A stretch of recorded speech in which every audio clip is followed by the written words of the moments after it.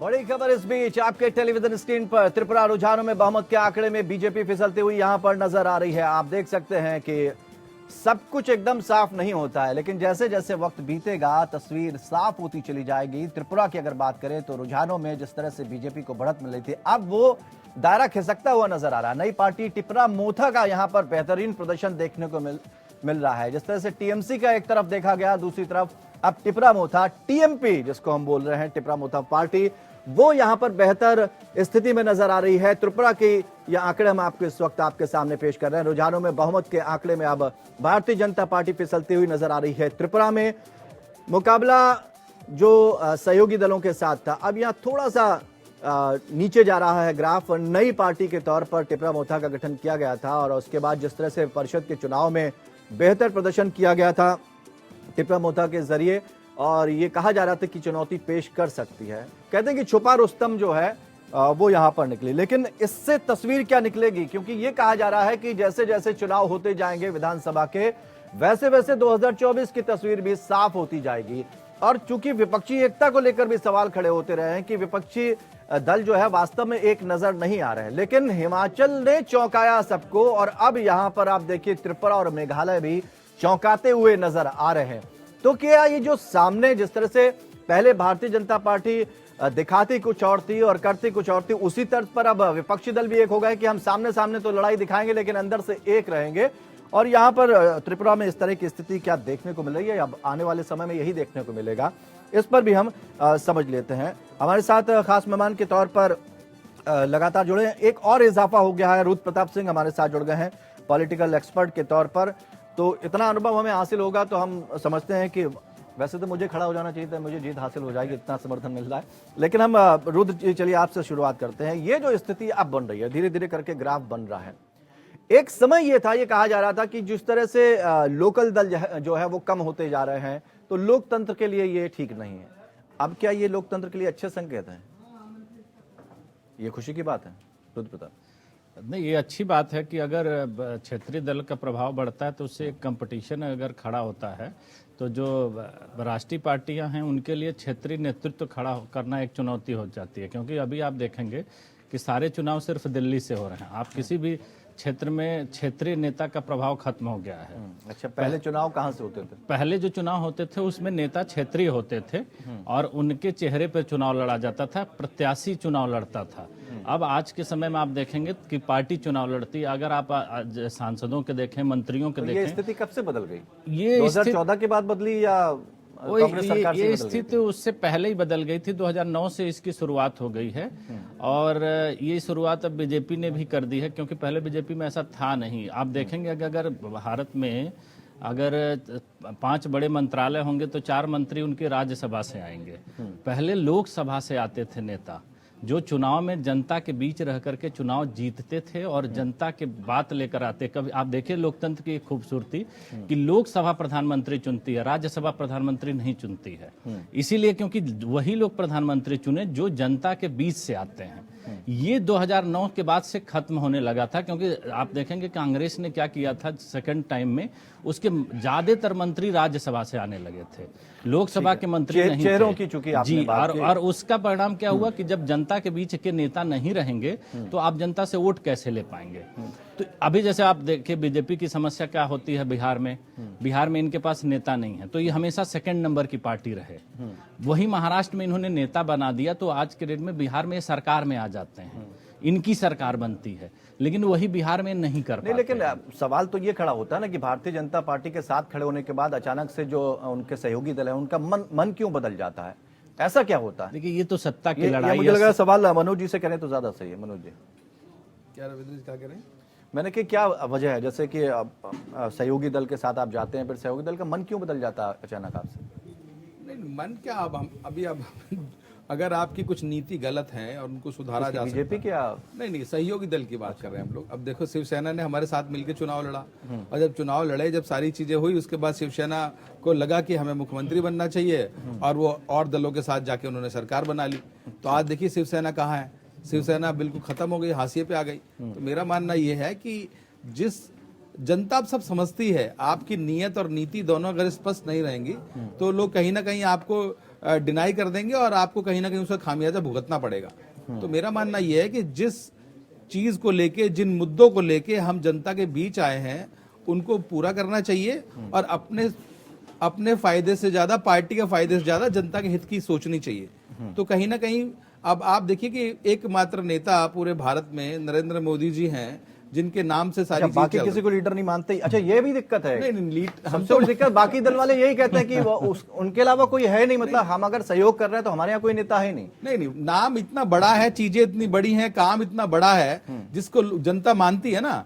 आप ये मतलब देखिए आपका कि कहने के मतलब है सारे काम प्रधानमंत्री जी ने किए हैं। अगर योगी उत्तर प्रदेश में मुख्यमंत्री हैं, उन्होंने कोई काम करके नहीं दिया है। नहीं, उत्तर प्रदेश है ना? मनोहर लाल अगर हरियाणा में है, उन्होंने कोई काम करके नहीं दिया है। हम तो मुख्यमंत्री आके कोई काम नहीं करते, ये भी सरकार रिपोर्ट से रविंद्र चल जी, रहा है। आप मुझे शब्द में उलझाएंगे तो मैं उलझने वाला नहीं हूँ, क्योंकि मुझे भी 10 से 15 साल हो गए डिबेट करते करते। तो मेरा मानना यह है कि क्षेत्रीय मुद्दे अलग होते हैं और राष्ट्रीय मुद्दे अलग होते हैं। दोनों मुद्दे अलग अलग हैं, ठीक है, दोनों मुद्दों को नहीं जोड़ा जा सकता। मैं ये पूछूंगा आपसे कि हर जगह पीएम का चेहरा रहता है।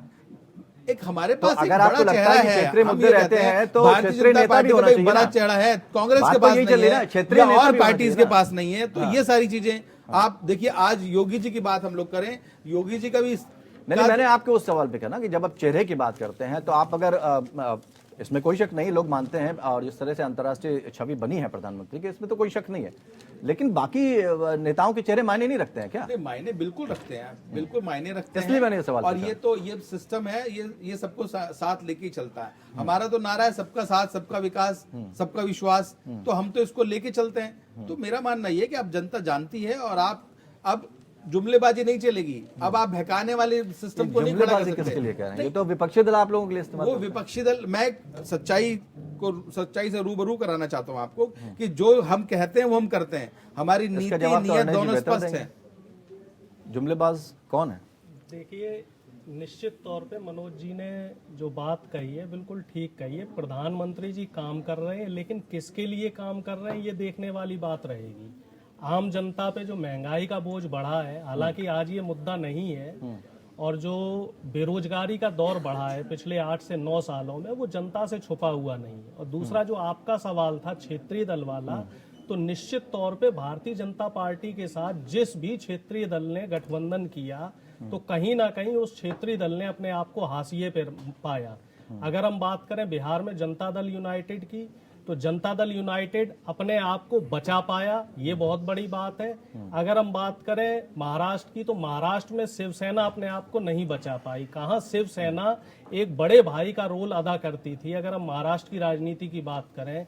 इसी तरीके से वहां महाराष्ट्र में गृह मंत्रालय किसके पास था? आपके नीचे से जमीन सरक गई, आपको पता ही नहीं लगा। आपको ये, इसके लिए किसको दोषी ठहराएंगे आप? नहीं, भाई आपको पता ही नहीं लगा, आपके इतने सिपह सलार सब गायब हो गए, पूरी सेना गायब हो गई, आप खड़े रह गए।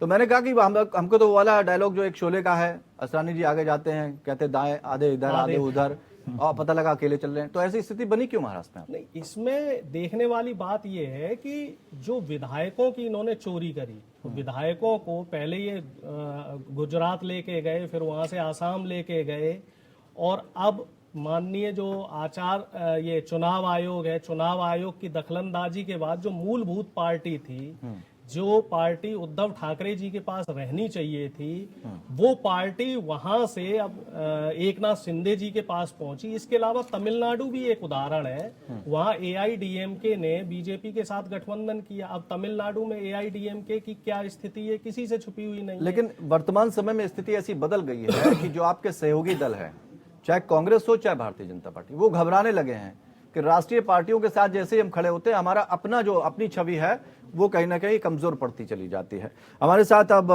एक तरह से हाँ, मैं थोड़ा स्वागत कर लूं क्योंकि अमनप्रीत कौर राजनीतिक विशेषज्ञ के तौर पर हमारे साथ जुड़ गई हैं। अमन जी, आपका स्वागत करते हैं। सर्वेश्वर जी की बात के बाद मैं आपके पास आता हूँ। जी सर्वेश्वर जी, ये जो अभी बोल रहे थे कि बीजेपी का, और इन्होंने सबसे बड़ा अभी बात क्या कह दिया, जो हमारे देश के इंस्टीट्यूशन है चुनाव आयोग, जो आज चुनाव करवा रही है, रिजल्ट भी वही देगी, उसी पे सवालिया निशान उठा दिया। आपको याद है रामविलास पासवान जी की पार्टी का, चिराग पासवान के भी मामले में क्या दिया था चुनाव आयोग ने। तो आप देश के इंस्टीट्यूशन पे क्यों सवालिया निशान उठाते हो? उसी इंस्टीट्यूशन से तो आप हिमाचल में जीत के सरकार बनाए हो, तो वहां पे इलेक्शन कमीशन ऑफ इंडिया बहुत अच्छी है। जहां पे आपके काम नहीं आए तो वहां पे ईवीएम खराब हो गया, इलेक्शन कमीशन ऑफ इंडिया खराब है। जहां पे आप पे छापे पड़ रहे हैं, ईडी सीबीआई आपको कर रही है तो ये बीजेपी की विंग है, और जहां पे नहीं कर रही है तो आप बहुत अच्छे हो। देखिए नहीं, इंस्टीट्यूशन पे आप सवालिया निशान मत उठाओ। यही इंस्टीट्यूशन से आप चुनाव जीत रहे हो। हिमाचल में चुनाव जीत के बीजेपी को हरा के आपने सरकार बनाई कि नहीं बनाई? अब अगर जो चीज जो इलेक्शन कमीशन ऑफ इंडिया के सामने में आया और जो क्राइटेरिया है, इलेक्शन कमीशन ऑफ इंडिया ने देखा पार्टी जिसके पास जाना चाहिए था, जिसके पास बहुमत था एमएलए एमपीज का, उसके नाम ट्रांसफर किया। अब किसी ने पार्टी की शुरुआत की, इसका तो ये तो नहीं है, वो लोकतांत्रिक संविधान होता है पार्टी का, इलेक्शन कमीशन ऑफ इंडिया का अपना एक रूल है। ठीक, मैं ये कह रहा हूँ जिस तरीके से दुरुपयोग किया जा रहा है, सवाल उस पे है। सीबीआई दुरुपयोग का तरीका क्या है? मनोज जी, दुरुपयोग का तरीका है मैं किया जा रहा है। अरुणा जी, सवाल सवाल इस पर भी है कि जहां आप जीत जाते हैं वहां खामोश हो जाते हैं, वहां सब ठीक है, और जहां आप हार जाते हैं वहां पर ईवीएम खराब है, नहीं वहां दुरुपयोग कर लिया गया, ऐसा क्यों? ईवीएम पे सवाल नहीं है, सवाल हो रहा है जो सरकारी एजेंसियां हैं, सीबीआई है, ईडी है, इलेक्शन तो उसमें तो कांग्रेस भी पीछे नहीं रही थी ना, इसकी कार्यप्रणाली पे उसमें तो कांग्रेस भी पीछे नहीं रही थी। खैर, अमनप्रीत जी, चूंकि आप महिलाओं से शुरुआत करते हैं, महिलाओं को लेकर काफी उनको जागरूक करने की कोशिश की गई, लेकिन एक जगह 4 सीटें ही मिली, एक जगह 36 सीटें हैं। यहाँ पर जो महिलाओं की स्थिति है, पिछली बार की अगर बात करें तो ज्यादातर महिलाओं के वोट से बीजेपी जो है सत्ता में आई थी, इस बार स्थिति बदलती नजर क्यों आ रही? देखिए, बीजेपी जो है वो इस कदर, आप ये सोचो कि सत्ताधारी पार्टी ऐसी स्ट्रांग, आज तक ऐसा नहीं है कि कांग्रेस भी जब थी सत्ता में तो इतनी स्ट्रांग थी या नहीं थी, हम कंपैरिजन नहीं कर सकते, पर जो तानाशाही जो हुकूमत जिस तरीके से भाजपा कर रही है वो हमसे भी कोई छुपी बात नहीं है। तो इसी हिसाब से ये जो इनकी रणनीति है उसका देखिए कोई सानी नहीं है, और क्योंकि अपोजिशन स्ट्रांग नहीं है और वो जो इनके अपोजिशन में लोग खड़े होते हैं, जो पॉलिटिकल पार्टीज हैं, वो शायद अपने आप को उसी हिसाब से लोगों के साथ गठजोड़ नहीं कर पाती, या फिर अपनी जो रणनीति है उसमें उसको अच्छे से नहीं बना पाती। तो इसीलिए बहुत सारी खामियां हैं जिसकी वजह से भाजपा जो है वो ऊपर ही थोड़ा सा रोकना चाहेंगे। बड़ी खबर इस बीच हमारे सामने आ रही है, सूत्रों के हवाले से ये बड़ी खबर सामने आई है आपके टेलीविजन स्क्रीन पर। 3 राज्यों के चुनाव का आंकड़ा दे रहे हैं। त्रिपुरा में टिपरा मोथा के संपर्क में है लेफ्ट नेता, ये संकेत मिल रहे हैं सूत्रों के हवाले से। इस वक्त की बड़ी खबर आपके टेलीविजन स्क्रीन पर है। दोपहर 2 बजे शिलांग जाएंगे अभिषेक बनर्जी।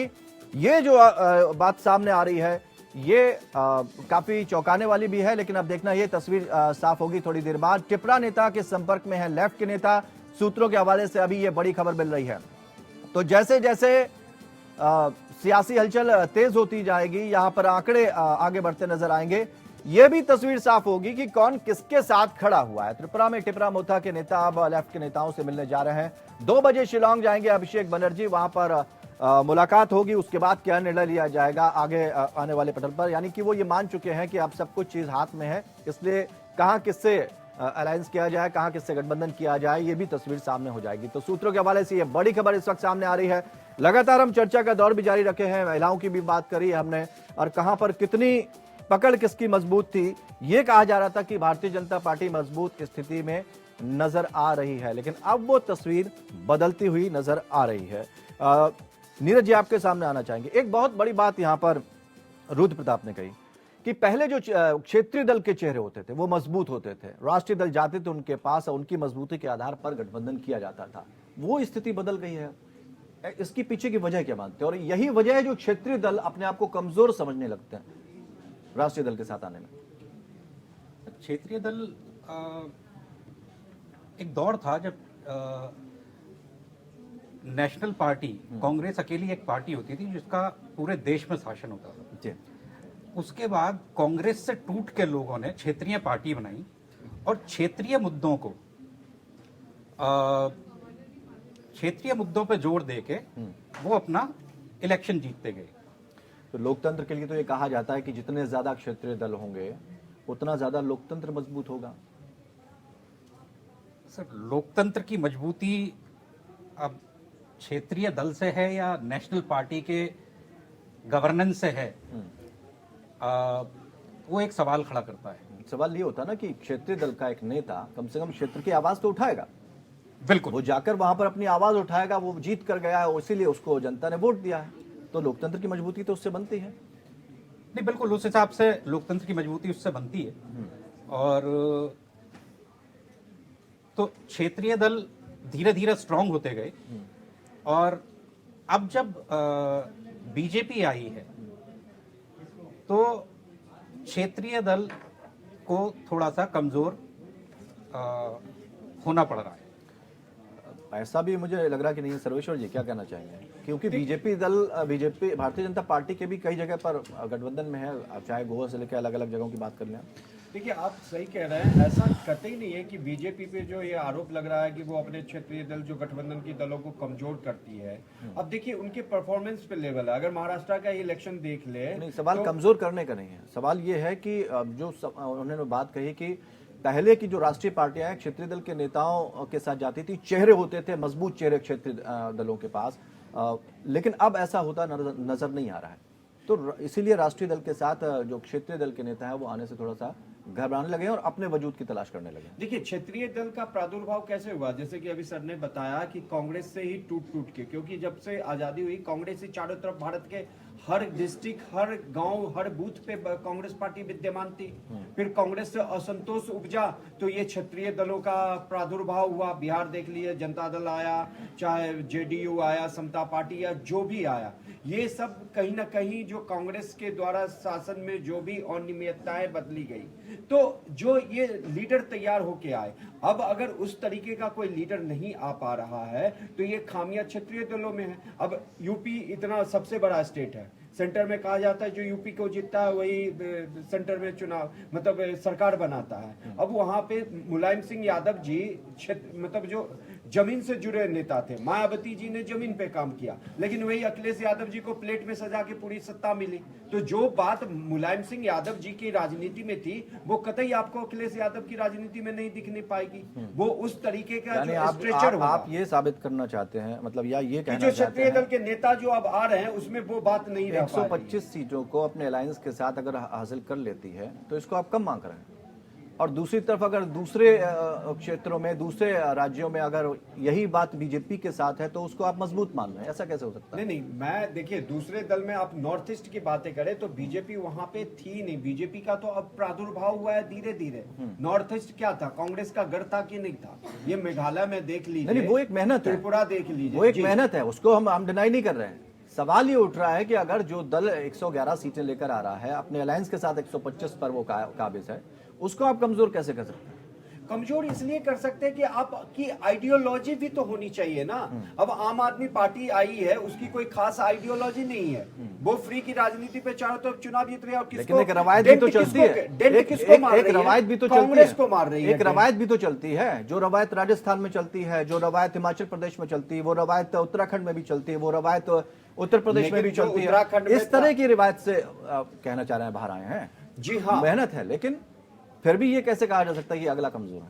नहीं, अगला कमजोर है आप उसका देख लीजिए, परफॉर्मेंस देख लीजिए। अगर मैं अखिलेश यादव पे सवालिया निशान उठाया तो 2012 में उनको सत्ता प्लेट में दी गई थी, उनके पास पूरा मौका था कि उत्तर प्रदेश को एक उत्तम प्रदेश बना देंगे।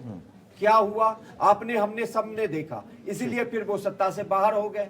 और फिर जो अभी बीजेपी का जो यूपी में परफॉर्मेंस हो रहा है, अब बुंदेलखंड में जो हर घर नल का जल हर लोगों को मिल रहा है, क्या वो आदमी जिसके घर में पानी आ रहा है, जो पानी के लिए तरसते थे, तो वो क्या डेवलपमेंट का बात नहीं है? बीजेपी मतलब विकास की राजनीति की बात नहीं करते थे। भारतीय जनता पार्टी ने विकास की राजनीति की बात की, बाकी दलों ने नहीं की। नहीं, बाकी के दलों ने उसमें कमी दिखाई, बाकी के दलों ने अपने परिवार को भरण पोषण में लगाया। अमनप्रीत जी, हम ये समझना चाहेंगे, कभी कभी क्या होता है कि आप चेहरे बदल देते हैं तो आपको नुकसान हो जाता है। पंजाब इसका उदाहरण है, कांग्रेस ने चेहरा बदला, हालत क्या हो गई। क्या विप्लव देव को हटाकर बीजेपी ने सही किया था, या उसकी वजह से ये स्थिति बन गई जाके? देखिए, भाजपा जो तीनों स्टेट में आज उनकी जो भी सिचुएशन चल रही है उसके हिसाब से वो हमेशा ही उनका ये फोकस जो रहता है वो चुनाव जीतने में रहता है। उसके लिए अगर उनको सीएम भी हटाना पड़े तो वो हटाते हैं। गुजरात उसकी एक अच्छी भली एग्जांपल है, और उसमें वो सफल भी हुए कि हाँ, जो एंटी इनकन्वेंसी होती है लोगों की वो उसको भांपते हुए शायद ये अपना जो स्टेप है, बिल्कुल इलेक्शन के पहले भी सीएम बदल देते हैं, और इसका उनको प्लस मतलब जो होता है इनका फायदा होता नजर आता है, क्योंकि एंटी इनकम्बेंसी देखिए इतना जो राज्य जब चलता है तो लोगों की जो भावनाएं हैं वो होती हैं हर्ट, और वो जो अपने चुनावी वादे किए होते हैं जब वो सरकारें पूरा नहीं करती हैं तो लोगों के जो विचार हैं वो बदलने भी लगते हैं। हाँ, ये होता है कि जैसे पिछले 5 साल पहले जिन्हीं लोगों ने जिस भी पॉलिटिकल पार्टी को सत्ताधारी में लेके आए हैं वोट देके, उसके बाद उनके वो विरोधी भी बन जाते हैं। तो इस चीज़ को भांपते हुए हमेशा ही जो भाजपा है वो ऐसा स्टेप उठाती है और उसमें वो सफल भी होती है, क्योंकि उनका जो मेन फोकस है, अगर रविंदर जी हम देखें तो अभी जो 9 स्टेट्स में 2023 में जो इलेक्शन हो रहे हैं, ये आप ये सोचिए कि 2024 के लोकसभा इलेक्शन के एक तरह से सेमीफिनाले है। तो सेमीफिनाले जीतना भाजपा के लिए बहुत जरूरी है, क्योंकि आने वाले लोकसभा इलेक्शन में किसी ना किसी तरीके से वो चाहेगी कि वो सत्ता में बनी रहे, क्योंकि 2014 के बाद जैसे ही उन्होंने सत्ता हथियाई है उसके बाद वो कभी नहीं चाहेंगे कि वो सत्ता से हाथ धो बैठे। और ऑपोजिशन चाहे जितना भी सारी पॉलिटिकल पार्टीज जोर लगा लें कि वो एक प्लेटफॉर्म पे आएंगे और वो भाजपा रहित भारत बनाएंगे या भारत में सरकार बनाएंगे, तो ये अभी तक दूर का सपना नजर आता है, क्योंकि ना तो ये तो सिर्फ हम कयास लगा रहे हैं, हम सिर्फ कयास ही लगा रहे हैं कि अपोजिशन पार्टी जो है उनमें मतभेद नजर आ रहा है। लेकिन अगर टीएमसी मजबूत हो गई एक राज्य में तो उसने अपने वजूद को तो बचा लिया, लेकिन अगर 2024 आएगा वहां हर दल अपने अपने क्षेत्र में मजबूत हो गया, तब भी तो विपक्षी दल फिर एक मंच पे आ गए, तब क्या होगा? देखिए तो कहते हैं ना हाथी के दांत खाने के अलग होते हैं, दिखाने के अलग। सीधी चाल चली नहीं रही है विपक्षी जो पार्टियां हैं। इसलिए देखिए हिमाचल का चुनाव ने आंकड़े जब पेश की, कहा जा रहा था कह रहे वहां तो कोई जा ही नहीं रहा, राहुल गांधी भारत जोड़ो यात्रा में जुटे हुए हैं, इस तरह की बातें आई, कई जगह ऐसी बातें आई। यहाँ भी ऐसी है कि इतनी मुस्तैदी नहीं दिखाई कांग्रेस ने, लेकिन उसके परिणाम बहुत हटकर मिले। हम लोग बहुमत में आ गए हैं त्रिपुरा में। हाँ, इलेक्शन कमीशन की वेबसाइट पे भी 26 चलिए बड़ी खबर भी इस बीच आ रही है, रुझानों में फिर बीजेपी बहुमत तक पहुंच गई त्रिपुरा में। तो ये स्थिति उठापटक का दौर लगातार जारी है, लेकिन यहाँ पर रुझानों में लेफ्ट प्लस की जो है सहयोगी दल के साथ दूसरे नंबर की पार्टी बन गई है। इस वक्त की बड़ी खबर आपके टेलीविजन स्क्रीन पर है। अपडेट के साथ त्रिपुरा की बात करें, नई पार्टी टिपरा मोथा का यहाँ बेहतर प्रदर्शन देखने को मिला है, लेकिन भारतीय जनता पार्टी का जो आंकड़ा नीचे की तरफ जा रहा था वो अब फिर से ठीक होता नजर आ रहा है। रुझानों में फिर से भारतीय जनता पार्टी बहुमत के आंकड़े को छूती नजर आ रही है। लेफ्ट प्लस दूसरे नंबर की पार्टी के रूप में यहाँ पर यह गठबंधन जो है उभरता हुआ नजर आ रहा है। अब देखना यह है कि थोड़ा सा वक्त और है जिसके बाद पूरी तस्वीर साफ हो जाएगी, लेकिन ये अपडेट हम आपको दे रहे हैं त्रिपुरा का, जहां पर ग्राफ नीचे जा रहा था भारतीय जनता पार्टी का, लेकिन अब एक बार फिर रुझानों में भारतीय जनता पार्टी बहुमत तक पहुंची है। थोड़ा सुकून के लम्हे, और ऐसे में देखा जाए तो चेहरे पर जो है उतार चढ़ाव आते हैं, वो काफी दिलचस्प होते हैं। और मैं देख भी रहा था मनोज जी के चेहरे पर उतार चढ़ाव आ रहे थे, अचानक से वो घबरा गए, पसीना आने लगा। अब तो पसीना पूछ लीजिए मनोज जी। पूछ ले पसीना, अब तो बहुमत से ऊपर चले गए, 31 पे हो गए हम लोग। ठीक है। अच्छा, हाँ। देखिए इलेक्शन कमीशन के चीज को इलेक्शन के टाइम पे मैं रिजल्ट को सही मानता हूँ। यहाँ भी दिखा रहा है भारतीय जनता पार्टी 26 पे लीडिंग है, त्रिपुरा मोर्चा 11 पे दिखा रहा है, और लेफ्ट पार्टी को 12 पे दिखा रहा है, और इंडियन नेशनल कांग्रेस को 6 पे दिखा रहे हैं वो, और एक इंडिपेंडेंट दिखा रहा है, और जो एक indigenous people front of Tripura है वो भी लीडिंग 1 पे है। मतलब टोटल 57 सीटों का election commission of India Tripura में अनाउंस की है, और उसकी जो स्थिति है ये। अरुणेश जी आप क्या होगा जनाब अली? देखिए त्रिपुरा की अगर बात की जाए तो पिछली बार से वोट परसेंटेज बढ़ा है, सीट्स भी बढ़ी है, और अभी 1 घंटे में जो पिक्चर है वो काफ़ी हद तक क्लियर हो जाएगी। और हमें पूरी उम्मीद है कि भारतीय जनता पार्टी, अगर हम त्रिपुरा की बात करें तो यहाँ बहुमत के आंकड़े से दूर रहेगी, और निश्चित तौर पे त्रिपुरा में बदलाव देखने को मिलेगा, जो उम्मीद है हमें। और रही बात मेघालय की और नागालैंड की, तो निश्चित तौर पे बदलाव हो रहे हैं, और बदलाव आगामी राजनीति के लिए शुभ संकेत माने जा सकते हैं। जो बात कही गई थी, रुद्र जी आपके पास आना चाहेंगे। एटीएम पर अष्टलक्ष्मी भारी पड़ गई। नहीं, ऐसा कुछ नहीं कर सकता। अभी जैसे हम लोग चर्चा कर रहे थे, इसमें मैं 2-3 बातें ऐड करूंगा। हालांकि अगर देखा जाए कंक्लूजन तो बात एक ही है, एक इंग्लिश का वर्ड है, बात वहां भी वही है, लेकिन एटीएम पर एक शब्द अष्टलक्ष्मी भारी पड़ गया। मानते हैं आप? नहीं, ऐसा कुछ नहीं है। और अभी 2-3 मुद्दों पे जो चर्चा हो रही थी उस पर मैं कहना चाहूँगा। जैसे अभी कांग्रेस के मित्र हमारे कह रहे थे, तो कांग्रेस की हालत उस तरह से हो गई है कि जो एक स्टूडेंट होता है ना, जब फेल हो जाता है तो अपने घर वालों से कहता है कि टीचर ही अच्छा नहीं था, वही नहीं हमको पढ़ाते थे। तो वो हर समय अपनी गलती को छुपाने के लिए दूसरे की गलती दे रहे हैं। लेकिन इससे यहाँ कोई तो फर्क दूसरी स्थिति है कांग्रेस के सामने। एक मुझे भी याद आ रहा है, जिसमें एक बच्चा अपने पापा से ये कह रहा है कि पापा मैं 2 विषय में फेल हो गया। तो पापा ने बोला कोई बात नहीं बेटा, वो बाकी में बोले बाकी में तो मैंने एग्जाम ही नहीं दिया। तो वही बात है ना कि वो अपनी गलती को छुपाने का सबसे आसान तरीका उन्होंने ढूंढा है, दूसरों को दोष देना। उससे कुछ नहीं होता। देखिए, राजनीति में 2-3 चीजें बहुत महत्वपूर्ण होती हैं। राजनीति में सबसे बड़ा होता है मुद्दा, उसके बाद होता है नेता, और उसके बाद होता है संगठन।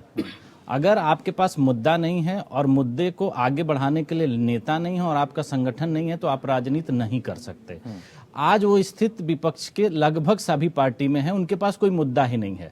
अब आप इस मुद्दे के साथ तो 24 में नहीं जा सकते ना कि मुझे बीजेपी को हराना है। ये कोई मुद्दा थोड़ी है। बीजेपी को क्यों हराना है भाई? आप जनता के साथ कहां से आ रहे हैं, जनता के बीच के मुद्दे को कैसे ला पा रहे हैं? अब जैसे हम बता रहे हैं कि 24 में बीजेपी को इतना प्रचंड बहुमत क्यों मिला? ये बात किसके लिए मतलब प्रूव होती है? कांग्रेस के लिए होती है या विपक्षी दलों के लिए होती सारे है? लगभग क्योंकि सारे अगर हम विपक्षी देखिए, दल। अगर हम यहाँ 3 दलों की बात कर रहे हैं, अगर हम टीएमसी की बात करें, टीएमपी की बात, जो टिपरा मुथा की बात करें, इन्होंने अपनी पहचान बनाई, पकड़ बनाई वहां पर जाके। आम आदमी पार्टी की बात करें तो गुजरात तक में जाकर वो सीटें ले, राष्ट्रीय पार्टी अब वो बन चुकी है। जी। तो इन पर क्यों नहीं लागू होते? क्योंकि ये लगातार मेहनत कर रहे हैं। इन पर लागू, जैसे आम आदमी पार्टी की अगर हम बात करते हैं तो उनके पास मुद्दे हैं। चाहे वो फ्री का जो भी चीजें बांट रही हैं, वो एक मुद्दा है उनके पास। उनके पास एक नेता है अरविंद केजरीवाल, और उनका एक संगठन है। बाकी लोगों के पास क्या है? अब अगर आज जैसी कांग्रेस पार्टी के सामने महंगाई, बेरोजगारी, अपनी जीडीपी और जो चीजें बन रही हैं, बड़े बड़े मुद्दे हैं, जी, आपको लगता है कि ये मुद्दे छोटे हैं? तो ये मुद्दा कांग्रेस उठा कहां पा रही है? कांग्रेस, आप एक बात बताइए कि कांग्रेस की एक भारत जोड़ो यात्रा चली 2-3 महीने, उसे खत्म हुए 1 महीने हो गए। अब कांग्रेस क्या कर रही है? इस बीच के गैप को आप कैसे पाट पाएंगे उस पार्टी के सामने जो 24/7 काम कर रही है? आज आप बताइए, कर्नाटक चुनाव की तैयारी बीजेपी ने शुरू कर दी है, कांग्रेस क्या कर रही है कर्नाटक में? तो सवाल ये है ना कि अगर आप किसी को हराना चाहते हैं, जीतने की बात नहीं हो रही यहाँ, हराना चाहते हैं, तो आपको उससे ज्यादा काबिल बनना पड़ेगा। सर्वेश्वर जी कुछ कहना? और मैं इसमें ये जोड़ना चाहूंगा कि इन्होंने कहा कि कांग्रेस कहाँ है। सचमुच कि भारत जोड़ो यात्रा खत्म हो गई, अभी बजट सेशन हुआ। कांग्रेस अगर एक जो कहते हैं ना सार्थक विपक्ष की भूमिका निभाती, तो सरकार को वहां पे घेरना चाहिए था कि बजट में इसका एलोकेशन क्या है, नहीं है। आप देखोगे पार्लियामेंट का जो सेशन होता है, बस केवल हंगामे की भेंट चढ़ा देते हैं। सार्थक बहस अब वो देखने को मिलता ही नहीं है पार्लियामेंट में। और कांग्रेस कहा है वहां पे अपोजिशन पार्टी, मतलब जो कहिए कि सबसे बड़ी अपोजिशन पार्टी बन रही है वहां पे। दूसरी बात जो कह रहा है कि अब टीएमसी यहां पे ठीक कर रही है, तो ठीक है। 2024 में ये आप एक चीज मान के चलिए कि बंगाल से 40 के आसपास लोकसभा की सीटें हैं। अगर टीएमसी वहां पे अच्छा परफॉर्मेंस करती है, 40 में से 35 और 30 से ऊपर लाती है, तब हम मान सकते हैं कि टीएमसी का दबदबा है। उसी तरह नीतीश कुमार जो एक सपना लेके पाल के चल रहे हैं, या लालू प्रसाद यादव, जब भी बिहार में वर्चस्व रहा, कभी भी 20 सीट से ऊपर इन लोगों ने नहीं जीता है। लोकसभा की सीट की मैं बात कर रहा हूं, तो कहां से ये एक्सेप्टेबल हो जाएंगे? मेरा ऐसा मानना है कि 2024 में अगर सेंटर में गवर्नमेंट बनाएगी तो या तो बीजेपी नहीं तो कांग्रेस। क्योंकि देखिए, अगर थोड़ा बहुत कांग्रेस को इस यात्रा से फायदा होगा तो वो उन्होंने जो साउथ की सीटों को जो वो करने की कोशिश की है, क्योंकि साउथ में उनका हर स्टेट में प्रेजेंस अभी भी बना हुआ है। तमिलनाडु कह ले, कर्नाटक कह ले, या फिर आंध्रा में तो मुश्किल है, लेकिन या तेलंगाना, तो वहां पे उनका कांग्रेस की पकड़ अभी है। केरला कह ले। लेकिन अभी कांग्रेस को और होमवर्क करने की जरूरत है। सिर्फ भारत जोड़ो यात्रा से अगर वो ये सोच लें कि हम सब कुछ बुना लेंगे और देश हमारी तरफ देखने लगेगा, तो उसके लिए जमीनी स्तर पर भी उनको काम करना होगा। तस्वीरें देखिए कितनी साफ हो रही है। बीजेपी का ग्राफ त्रिपुरा में जिस तरह से गिर रहा था, थोड़ा सा माथे पर शिकन आई बीजेपी नेताओं की, हमारे साथ भी बैठे हुए हैं वो उन पर, लेकिन अब वो काफी खुश नजर आ रहे हैं। बहुत अच्छे संकेत हैं, लेकिन कहीं खुशी कहीं गम की तस्वीर वो है, वो लगातार जारी है।